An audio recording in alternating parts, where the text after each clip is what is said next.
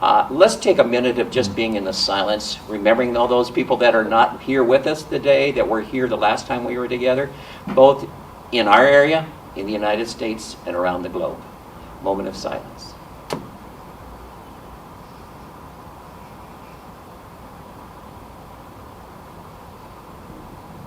And so now I would like to introduce Paul McQuarrie. He's got a few things to add to. Thank you all for coming.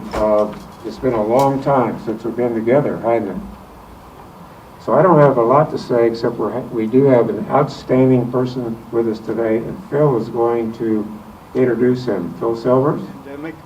And we are delighted to have Tony Estrada, the former sheriff of Santa Cruz County, with us as our speaker today to address border issues. Marco Antonio Estrada was born in Nogales, Mexico, and as a youngster, his parents migrated to Arizona, and he grew up, of course, in Nogales, and has served in law enforcement in Santa Cruz County for 50 years. And as Raul Grijalva said in his congressional testimony when Tony retired last year, that he was the longest serving sheriff in Arizona and the sole Latino sheriff in Arizona. And his career was, well, he was re-elected 7 times as sheriff. He started off as a radio dispatcher in the Nogales police force, and then after he rose through the ranks to become captain, and then when he retired from Nogales police force, he was looking around for something to do, and he decided, well, I'd like to continue working, and he ran for sheriff, and that happened over and over again. And how did that happen? How did somebody have the success that Tony has enjoyed? And the success so great that even that great Latino hunter from the north, Joe Arpaio, gave Tony accolades for the work that he has done. So, wow. Joe Arpaio, as you may know, is the polar opposite of Tony in terms of ideology. Yeah. So, how did that all happen? I think it comes down to one word: trust. Tony is a man of the community and has engaged in the community all the while. And he does not see the world as them and us. He sees it as we are all in it together. And he has been the face and the spokesperson for the United Way in Santa Cruz County. He's been engaged in community organizations, and I came to know Tony, you estimate 25 years ago, when I would come to put on a program at the Nogales Rotary Club. And you know, I've tracked this. Every time I had come down to Nogales Rotary, Tony was there.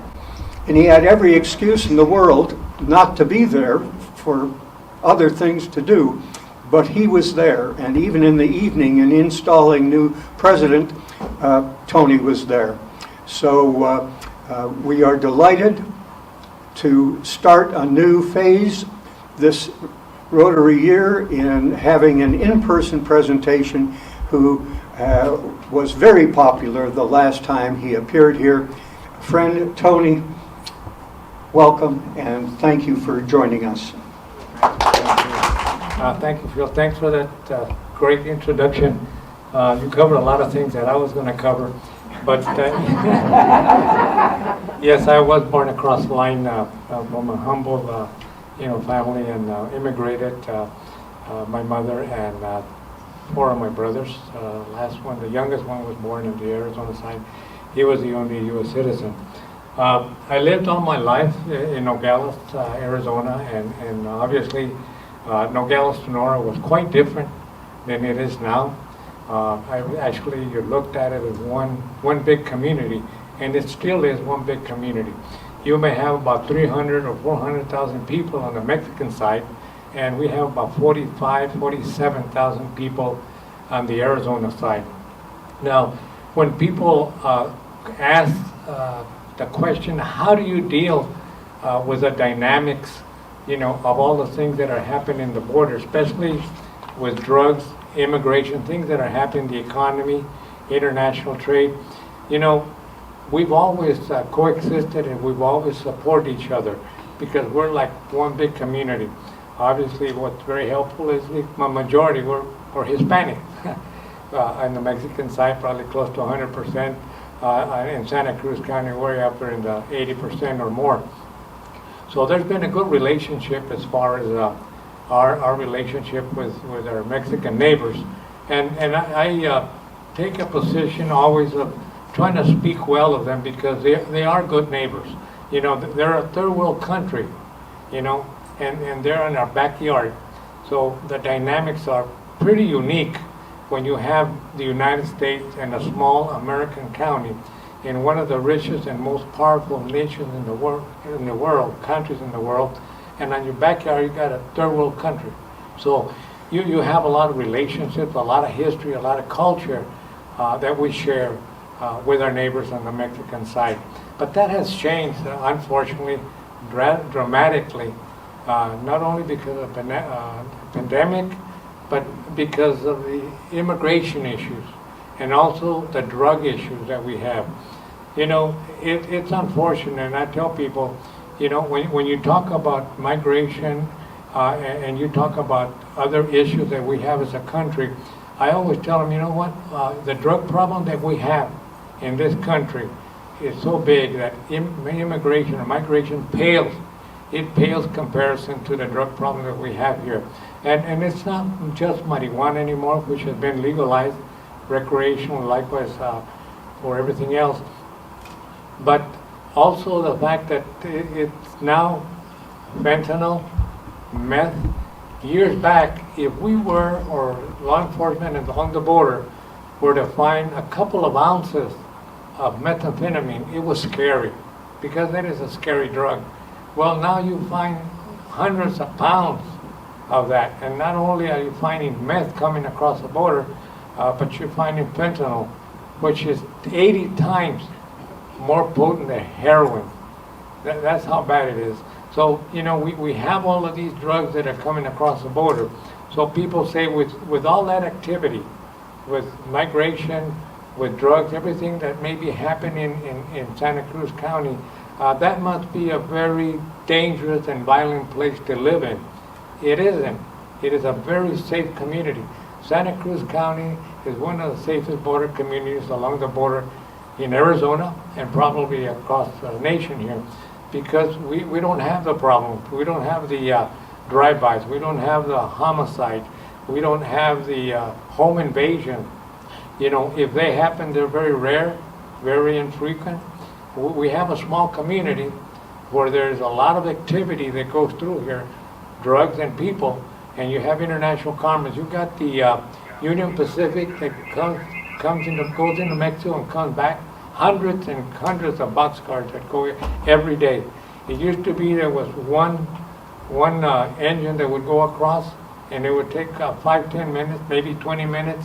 And there's a city ordinance in the city of Nogales that says that you cannot block a thoroughfare for more than 15 minutes. And of course they would do that all the time.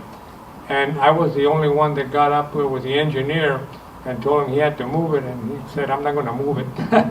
So we've had problems with the railroad, but now you've got lines of boxcars coming through there every day, taking merchandise into Mexico, and then you have it coming back.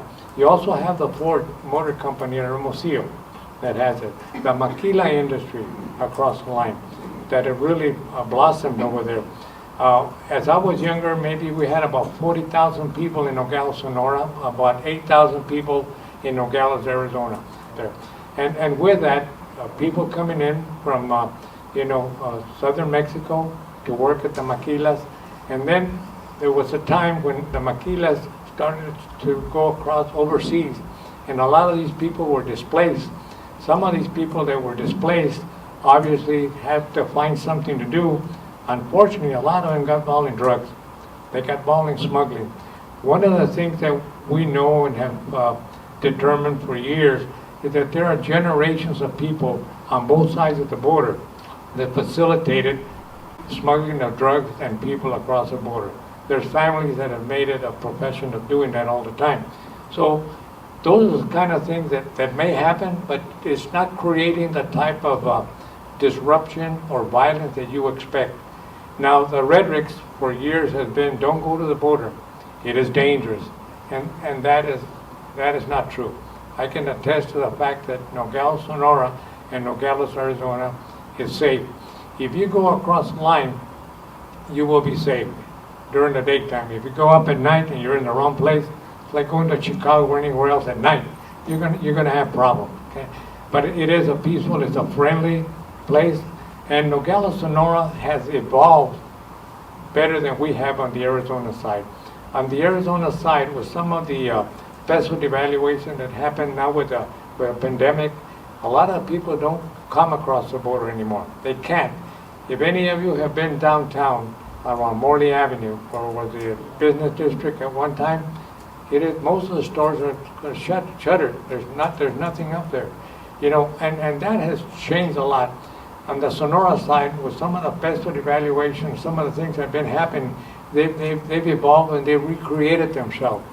In Nogales, Sonora, you used to go up there for the bullfights. You used to go up for the fine food, the nightclub, and of course the curio shops, the people who go up there. And that went away little by little. There's roughly barely any curio shops up there right now. But they've evolved and they reinvented themselves. Now people are going up there for medical and pharmaceutical. It's a lot cheaper. A lot of the insurance that for the county and the city of Nogales that I know of are honoring their insurance in the Mexican side. You can pay 50% or less for some of the services over there than you do here. So they recreated themselves. They evolved. The bullfights went away. All of these things that went away, so they recreated. But let me take you back before all these things happened. In Nogales, Sonora, at one point, way back then, anybody, including an infant, could bring a gallon of liquor across the border. You could do that. You could have a little infant in your arm, 5 people in the car, 5 gallons. And you could do that every month. Okay? Well, that created a lot of people going into Mexico and coming back. That's what they called the rum run at one time. Okay? So that stopped eventually. The liquor industry in Arizona probably said that's not fair. It's cutting into our profits. So now you've got to be 21 and you can only bring so much. The drug scene, like I said, at the border, it's always marijuana. Mostly marijuana. Some cocaine, some heroin, but mostly marijuana. Now it is those hard drugs, those opioids that we call them, fentanyl and meth. And those are the ones that are actually killing people. A dime size of fentanyl can kill you in a minute, in a second. It's that potent and it's that dangerous. So we're facing different issues at the border. Now, with regards to immigration, with the pandemic, obviously not even the people that used to come across the border are able to come now. What has happened is that now there's obviously more people trying to come across illegally, but in the Santa Cruz area in Nogales, it's nothing compared to Yuma, nothing compared to other areas. We don't have that number. We don't have those influx. We don't have people dashing across the border trying to get over here. One of the things that has happened in the downtown area, and I think I spoke to some of you that were here the last time, with regards to the wall. When I grew up, there was no such thing as a wall. There was a fence, and there were holes and there were gaps all over the place. People literally walked through there, and they would come in and shop in the downtown area, in the Morley Avenue district there. They would come in and shop, or they would come in and shoplift, one of the two. And at that time, the majority of the people who were in the city and county jail were Mexican nationals that had either come over legally or illegally. A lot of addicts came across the border to shoplift, burglarize, break into cars, steal things out there. So one of the biggest problems that the city of Nogales and law enforcement had then, prior to 1993, were these people that were coming across and creating this level of crime. But they weren't involved in homicide. They weren't involved in aggravated assault. They were there just to steal something to support their habits. There were families or women that on occasion would cross the border and have only enough money, and they had to make a decision. Do I buy this piece of clothes and not have food to put on the table? They make a decision to steal that garment and maybe get caught and use that money to put food on their table. So a lot of things happened. I'm thinking about 1993 is when things started to change, at least in Nogales and Santa Cruz County. That's when we started seeing more people coming in from California. I think President Clinton was the president at that time, and he had Operation Streamline over there. So everything started moving over here to Arizona, and that's when we started seeing more people coming across the border. Well, about 1995 is when we started seeing more Border Patrol agents come into Santa Cruz County. When I started my career, there were a handful of Border Patrol agents, and we would actually, refer people to them, and they appreciated that. Now, there's about 1,000 Border Patrol agents in Santa Cruz County. I think the Nogales Station of Border Patrol is the largest station in the whole United States. With that activity that started coming through, more people coming across the border, there was really got to be a problem. People were saying, don't go to Nogales or Santa Cruz County because it's dangerous.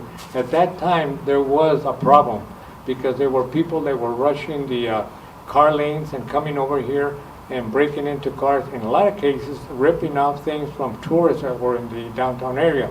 So it got to be that we had a black eye with regards to that. Well, Border Patrol agents started coming in. They started foot patrol, bike patrol. Then they started doing something with that fence. They actually put up a wall, and I think I mentioned to some of you last time if you were here, they actually put some ugly landing mat, helicopter landing mat that they had used in Vietnam. They started putting that in the downtown urban area. I mean, solid steel plates that you could not see across the border. You couldn't see your friends, you couldn't see your relatives and your friends across the line. It became a point that you couldn't see what was happening. Law enforcement couldn't see what was happening. And I called it the Iron Curtain at that time, because that's basically what it was.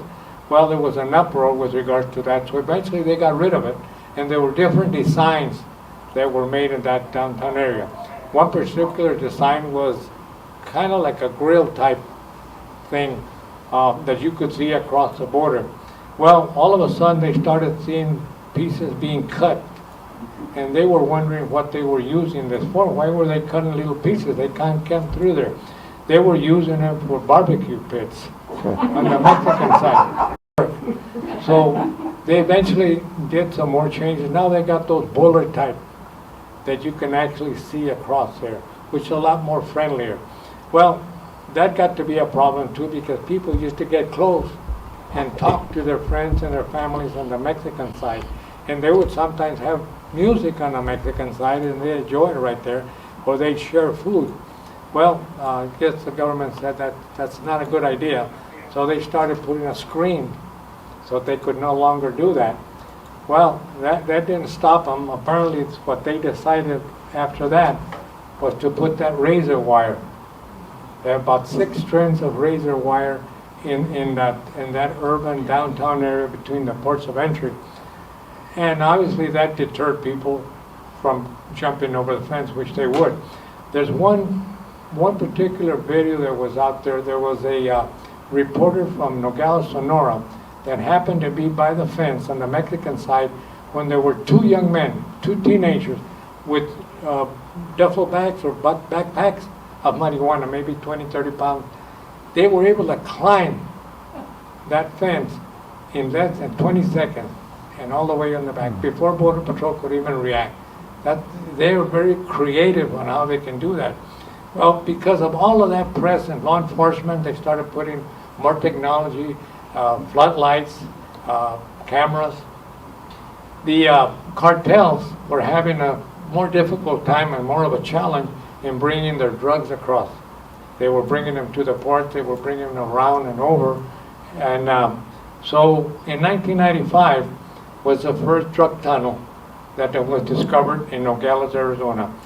It was 2 blocks away from the Dennis D. Cancini Port of Entry, the Grand Avenue Port of Entry, at an old abandoned church right next to what's Burger King right now. The church is no longer there. That was the first drug tunnel that was done in Nogales, Arizona, 1995. That was discovered by Customs at that time. Since then, there have been over 100 drug tunnels that have been discovered. Not recently that I know of, but they probably, building one right now. Very crude drug tunnels and very dangerous for the people that would use them. But they started doing that because the situation and dynamics in Nogales, Arizona, and Nogales, Sonora is we're back to back. There is no buffer zone between ourselves and our neighbors. You have that in Yuma. I think you have that in Pima. You may not have that in Douglas or Prieta because they're just close like we are over here. So that could be a problem for the authorities here, that they were smuggling people through the drug tunnels. And of course, when they're talking about smuggling drugs, and that wall and that fence is going to stop everything, you would hear that we're going to build a wall that's going to stop everything from coming across, people and drugs. I said that's never going to happen. Desperate, needy people will find a way. They will find a way. Unfortunately, we have the cartels that are involved in that, in human smuggling, and they're making money off of people. Now, when I talk about drugs and I tell people, unfortunately, as a country, we are responsible for the cartels because, we have 5% of the world's population and consume over 50% of the world's drugs. We're one of the largest consumers of illegal drugs in the world. Okay, so the cartels recognize that immediately, so they started sending their marijuana. Okay, now with all the pressure that the government has placed on people coming across the border, whether legally or illegally, the cartels found another business opportunity. They say, you know what, now we can be into human smuggling. And I tell people, we're responsible for that too.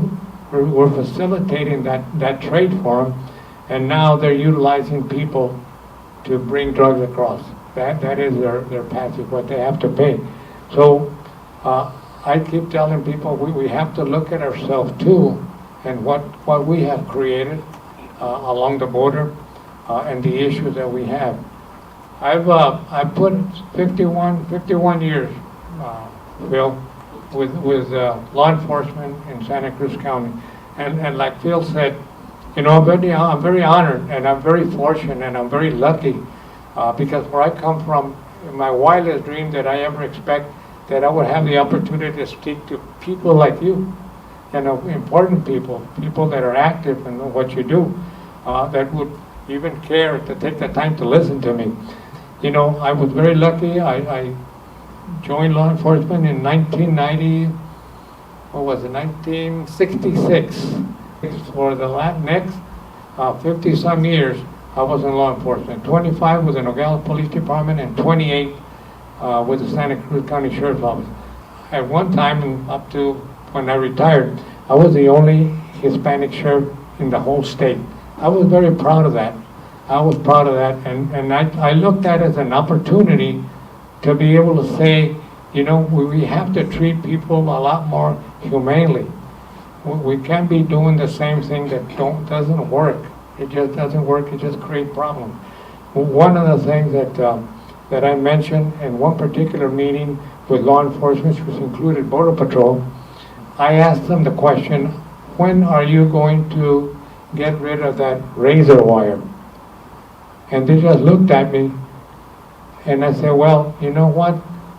We treat livestock better than we treat human beings. That didn't go very well with them. But, and I've taken some heat for that. But it's true. I mean, we have to be show a little more compassion. Now, the current situation with the Haitians coming across, we're not seeing, from what I hear from the port authorities, a big problem there in Nogales and Nogales, Sonora. Okay? I think Texas has got the biggest problem with Haitians coming across the Rio Grande. And if you've seen some of those things on television, you see them come back and forth, back and forth. I guess they go buy things and they come back. You know, you have to give credit for people that come from such faraway distances, at such danger and such challenges, that they truly must be courageous and strong. Now, it used to be, with regard to migration, it was mostly Mexican that were coming across the border at one point. They were coming across the border, work, send money back, or stayed here. That changed as well. Now women across the border. Now children are coming across the border. You know, the government is having a problem right now with people that are claiming credible fear. My understanding is that the only thing that they would recognize is if there is the corruption in government, and as a result of that corruption and the fear of that government, that would be something that they would qualify for. Not economics. They would not consider economics. Now, one of the things that we're seeing is we're seeing children. Children coming by themselves, or actually being sent by their parents.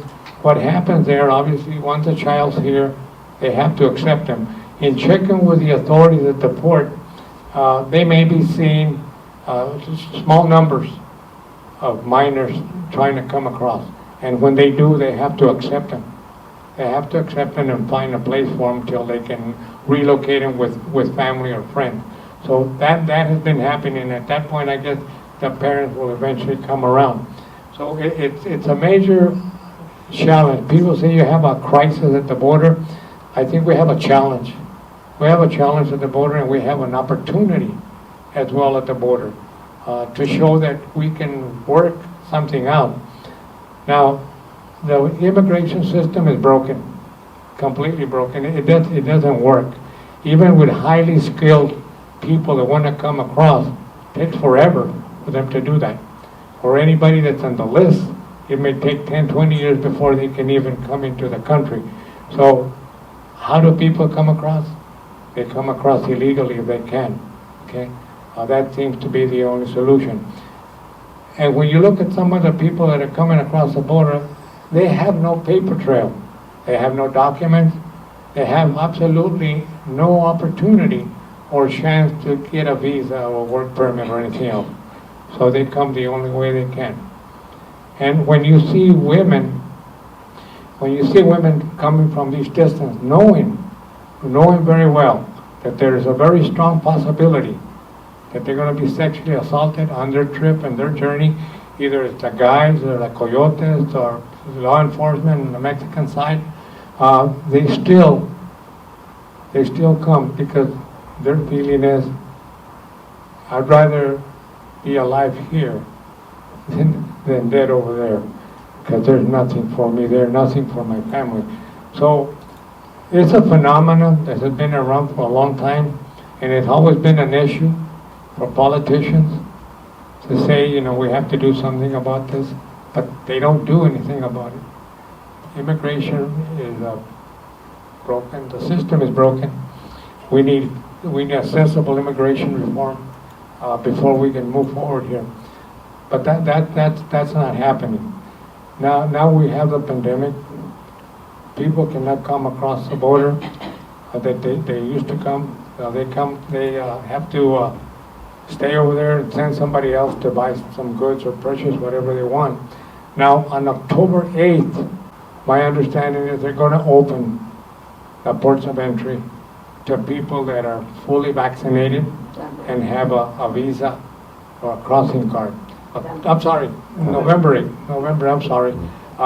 But what I understand is that in October, latter part of October, they are going to start processing people at the Morley Avenue gate. Okay, processing people to kind of stem that flow or influx of people that are going to be coming across the border.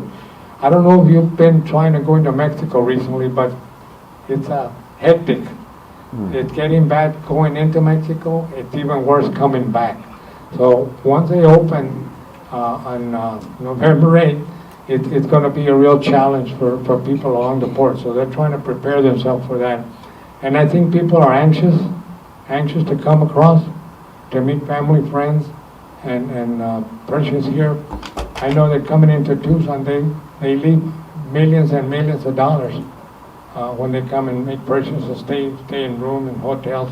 And in Nogales, Arizona, just to give you a little bit of history on Morley Avenue, in the United States per square foot at one time was the most expensive of anywhere in the United States.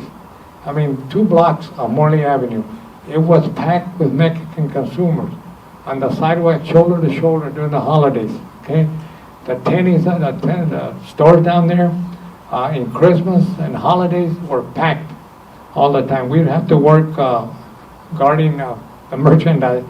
Particularly one particular store with Bracker department store, they had leather jackets, and they would come in and steal them and run with $200-300 jackets, leather jackets. So they would hire us to make sure nobody would come in there. The J.C. Penney store, which has been closed for some time now, half a block away from the Morley Avenue port of entry, was one of the highest grossing J.C. Penney store in the United States. That was packed with Mexican consumers practically every day. And in the holidays like Christmas, they would take everything off the shelves. There were women from the Sonora side that would come over early in the morning and sit in the city park, which is in the downtown area, waiting for the stores to open. And they would buy hundreds of dollars of clothing, take it back into Mexico and resell them. So the merchants up there would welcome them with open arms. When they went in there, they treated them like royalty because they knew they were taking thousands and thousands of dollars every day and taking them into Mexico. Okay? When some of the peso devaluation started in Sonora, it created a lot of problems on both sides of the border. People would no longer be able to come over because the peso wasn't worth anything. Okay? So they wouldn't come over. So it created problems. Had a couple of those happening. And what used to be, and what was founded in the downtown area by Jewish families, like they dominated that downtown area. But you did have a little J.C. Penney store, you had a Woolworth store, and you had a Crest store down in that area as well. They moved out. And what happened in the downtown area? Koreans came in. And they started setting shop down there in some of the vacant stores. And what they were catering to were the maquiladora employees on Nogales, Sonora, that would come every Friday whenever it was payday, or every other Friday, and they would shop. They would get some of that merchandise that was cheaper and better quality than what they would find on the Mexican side. And now, with the pandemic, the Koreans are gone. It's all shuttered down there. There's practically 1 or 2 stores that are open.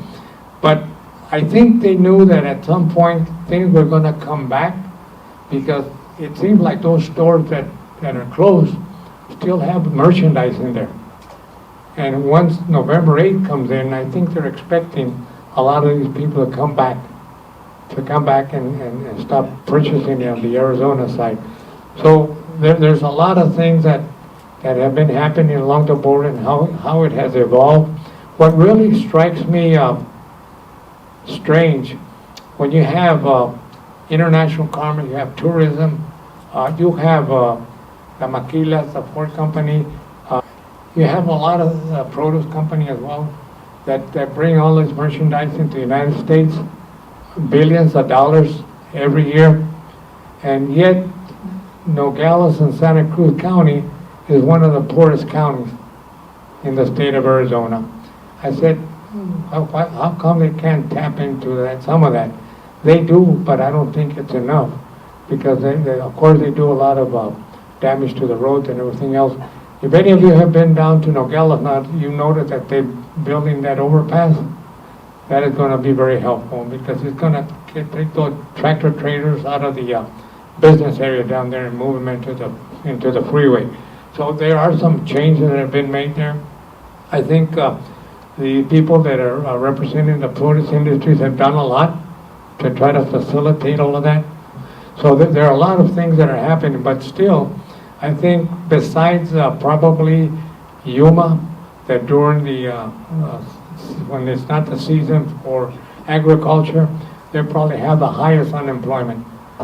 But Santa Cruz County is about the number 3 as far as the state goes with regards to unemployment. Okay, salaries are not the greatest. You have Walmart that's down there, that went in there, and obviously that hurt a lot of the small business people in the community. Even True Value left. So there's been a lot of changes in the border. The biggest and worst thing that I have seen is the current situation with the razor wire in the fence. You know, it seems like you're expecting some type of an invasion, and obviously we're not seeing that. Now the drugs that are coming across, the rhetorics are, like I said, that the drugs are going to be stopped once the wall is complete. The majority of the hard drugs that are coming across the border are coming through the ports of entry. Nogales is unique in a lot of ways. Yuma doesn't have it. Yuma doesn't have a population on the Mexican side that we have. Pima doesn't have a population on the Mexican side that we have. Cochise doesn't have a population that we have. We're very unique with regards to, you know, how we are in Nogales and Santa Cruz County.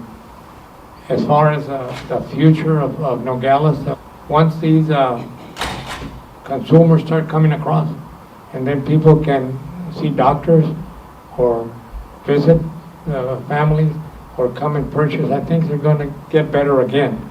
But right now, if you go downtown, it's sad. Especially when I remember that things were so good back in the 60s and the 70s, that they all started falling apart with the peso devaluation, and the pandemic was kind of like a final blow, but didn't kill everything. There's still life there, and I think it'll rebound with time. So the border is very unique. Nogales, Arizona is very unique in a lot of ways, but it is a safe community. I tell people, go visit our friendly neighbors in Nogales, Sonora. It's a safe place to visit. You're not going to have any problem, and you'll find very friendly people over there. It's like going to any other country. You always hear the worst and find out that people are really good all over the world. So I invite you to visit Nogales, Santa Cruz County, and Nogales, Sonora. There's a new sheriff in town. There's a new sheriff in town, and after 28 years, I wasn't going to run the previous time, but my employees, my commander said, no, you gotta run one more time. I got kids in school. And I said, well, I can't be here forever. You know, have you seen that Weekend with Bernie?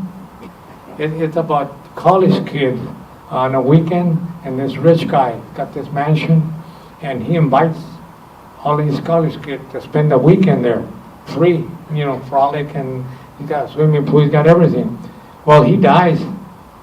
He dies, and these kids are not about to lose out on that weekend, so they prop him on a wheelchair, and the people thought they'll move his head back and forth, and they were able to do what they wanted for that weekend. And I tell them, you want me to be like Bernie? And, when they had me there in a wheelchair, I said, I really have to go. But I was very, very fortunate, and I think I used my position the best way that I possibly could. Trying to get people together, trying to show compassion. I always told even my officers, whenever you're going to do something, you're going to make contact with somebody or take a complaint or want to arrest somebody, put yourself in their shoes. What situation are they going to? And are you going to make it better or are you going to make it worse? And besides, I said, I don't want them in my jail. I tell people, let me tell you, when I became sheriff in 1993, January 1st, we were at the old jail on Hohokam Drive. That was an old jail. I don't know how old it was, but it was old. But the jail that I worked at, the police department, was even older. It's a museum now. But, it was scary. We used to have addicts that would come into the city jail, heroin addicts, and we didn't have anything to give them. Not even an aspirin, anything, not that it would help them. And so now you notice that they have every right and every privilege while they're in jail. Okay, the only thing that they do not have is freedom. You have to afford a medical, attorneys, everything that they would normally go out there and have, whether they did it or not, is something that we had to provide. So in 2005, Santa Cruz County, after telling them for years that we need a new jail, we're going to get sued, we don't have an infirmary, we don't have monitors, we don't have segregation, we don't have classification of inmates, we would bunch them together. I said, we're going to get sued, and it's going to cost a lot of money. And besides that, we were in a floodplain, and occasionally, every year, every other year, every 100 years, it would overflow, and it would go into the jail area over there. So I said, we got to get out of there. And if we had that, then we had the railroad tracks. If the track was there, we couldn't go around it to get to the west side where the courts or the hospitals were available. So we finally sold that idea, and we had a lot of help from the news media here in Tucson. The county created what they call a jail district, and they have Newman Jail District. What they do is they put it up to a vote. And it's a vote to create and to build a jail. They passed it, and it was implemented, and they started charging one half cent sales tax on every purchase. And they did a study that said with a Mexican consumer coming the way, that we would be able to pay it without any problem. We had a 25-year debt for that jail that cost $45 million. Okay, we came from a 42 population jail to a 270-some population jail with monitors and classification, separation, everything that you possibly needed. The voters of Santa Cruz County voted it, I think we're at 62%. And the sheriffs would tell me, you're not going to get that passed because they don't usually go for it. Well, we were lucky it did pass, and we were lucky because, in 2007, the recession kicked in. There would have been no possible way that we'd have been able to have a building after that at all. People would never have voted for any type of a bond issue of any kind. So we were lucky to get that new jail, and which we moved into 2011. Right now, they're experiencing problems that I don't have, thank God. And I did at the beginning with the pandemic. Okay, I understand that there may be people, inmates up there that have COVID, that have to be separated from other people. Even employees may also be having that problem. So they're going through some challenges right now with the economy. So the county would always say, Sheriff, when are you going to get more federal inmates? Because they were the only ones that they were paying. And there was a point there when we were making about $250,000 every month with federal inmates. And we're talking about people that have been sentenced in mostly immigration offenses, and we're spending 30 days, 45 days in the jail. And we were charging them for that. We were making up to about $250,000. And we said, hey, if this keeps up, we're going to be able to pay it off. Well, that went away. Right now, they're not holding any federal inmates at all. So there's no money coming in to pay for that debt on the jail. It's 25 year, so we still have quite a few years to pay it. But I tell people that was the best thing that could have happened, because if it hadn't been for that, we really would have been in trouble with regards to that. And that's the only jail in Santa Cruz County.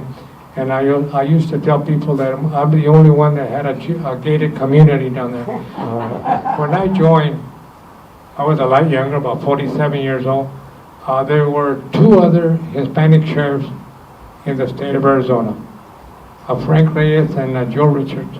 Okay, when they retired, they were still there.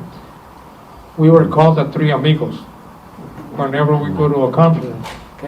One of them retired, then the other one retired, and I recall when the last one retired, at his retirement party, I said, you know, we used to be the Three Amigos, and now I'm the Lone Ranger.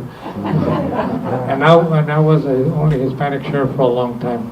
An honor that I really appreciated. So unless anybody has any questions, you know, I hope I didn't bore you too much.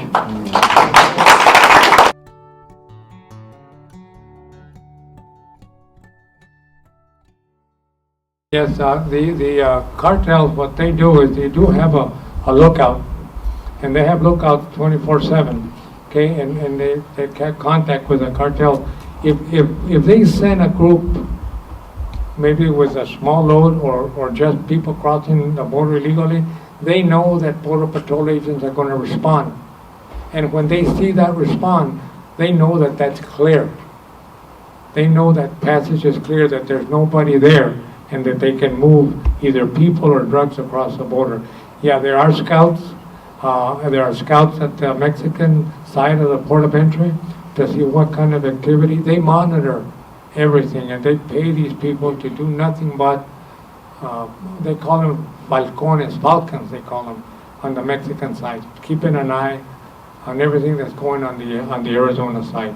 So yeah, that happens, and Border Patrol has that challenge of, you know, what do we do? They have to respond to these people that are coming across the border because they may be bringing drugs, and besides, obviously, that's their job. But yeah, that is happening. But are there some border patrolmen who let people through because they're paid off?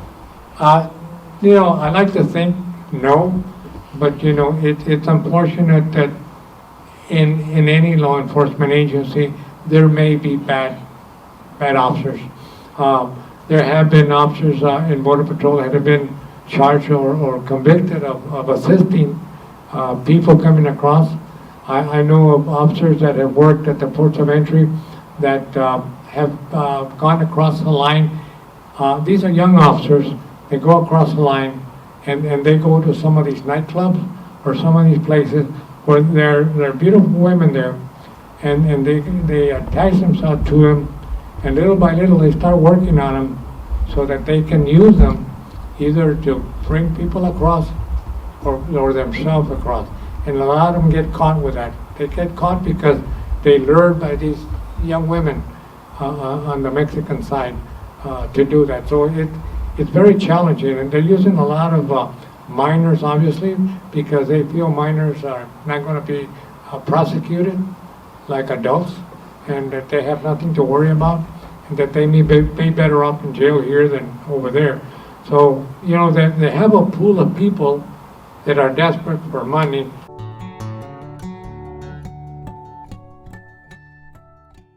That if you are aware of that situation, that there's got to be someone else who could investigate and act on that.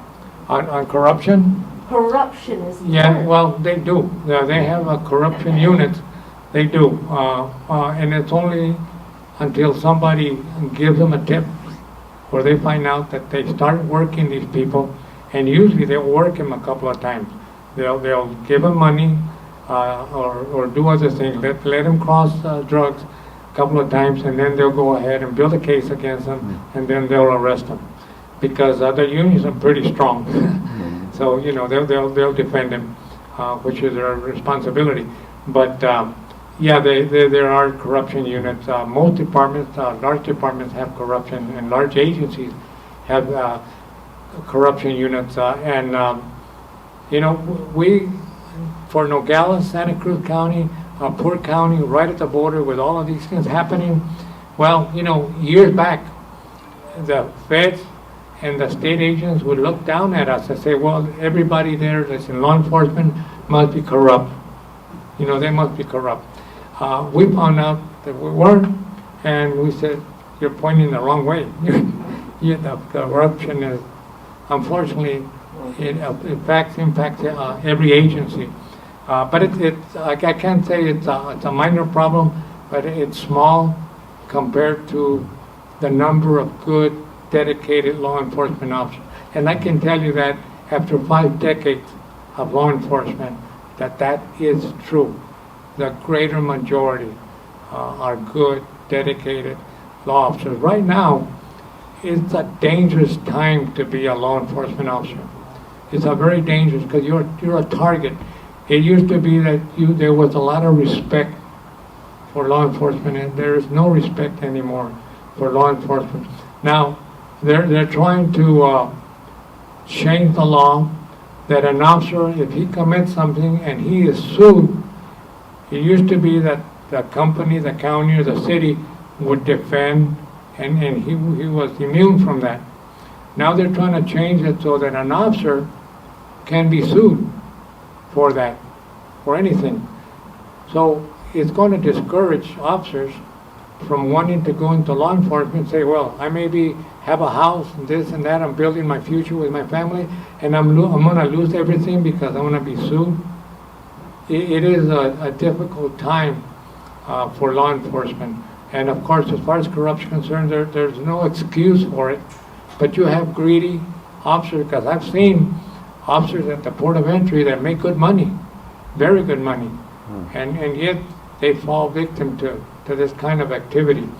So they're vulnerable. They're very vulnerable, and the cartels recognize that, and they push the right buttons.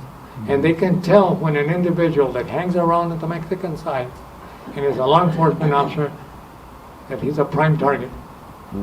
And we can't tell them not to go into Mexico. But, that's their choice sometimes. But Sheriff's Office, we have had maybe 1 or 2 incidents of somebody getting involved with drugs and marijuana. And we actually set him up when he picked up the drugs, and he picked it up on a patrol car.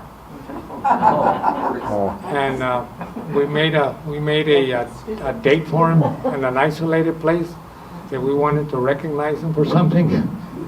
He didn't. What we did is agents came in when we told them, and they arrested him, and he spent quite a few years in federal prison.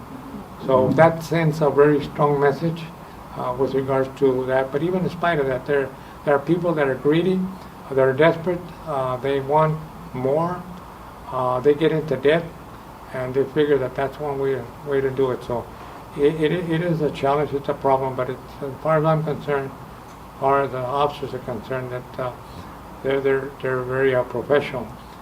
One of the things that I always thought about and never wanted to be there and experience was to lose an officer, to an officer to get shot or get killed, because we're family. And I didn't see that, with one exception. One of my deputies died in a traffic accident, a single vehicle collision. That was the only one. I never had to bury an officer that was killed. And I'm very fortunate. The city of Nogales has had about 2 or 3 already.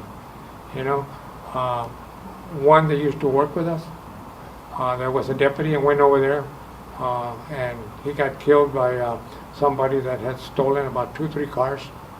And I don't know if you heard about that case. He was ambushed. He never even got a chance to take his seatbelt off. That guy just ran up to him and shot him, I don't know how many times. We had an officer a few months back, got run over here on the interstate. He was directing traffic. Well, he was in a lane and they ran over him. Okay, they probably didn't see him. Like I said, I never saw him. I was just following, the barricades and the lights. So whenever you go down there, you'll realize what I'm talking about. But that was one of the things that I was very fortunate enough that I did not have to bury one of my own officers for at the hands of some criminal down there. But that's always been. Now things have changed now. It used to be 20 years that you could retire with a pension. It's 25 years now.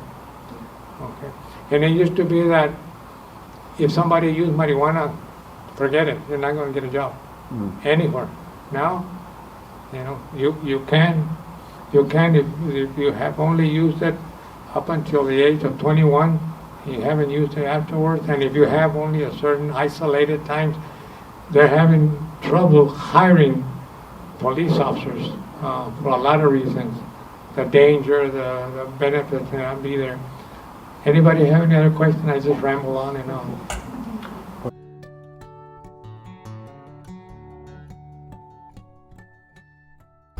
Yeah, see, the Sinaloa cartels are the ones that are in Sonora. They're brutal. They're violent. In Nogales, Sonora, I get the newspaper, daily paper across the line, and I read it, and I read the Daily Star every day. Practically every day, somebody gets killed. Somebody dies from an overdose on the Mexican side. Okay, and it's usually people that live in neighborhoods, poor neighborhoods. They're into drugs, either pushing drugs or doing drugs or stealing for drugs. But you see that a lot on the Mexican side, as far as homicides are concerned. I haven't seen any homicides, including law enforcement, but in Mexico, why anybody wants to be a police officer is beyond me. You have to be desperate for income to take care of your family because they're a target. They're a target for everyone. But the cartels, the Sinaloa cartels, are the ones that are involved in that area.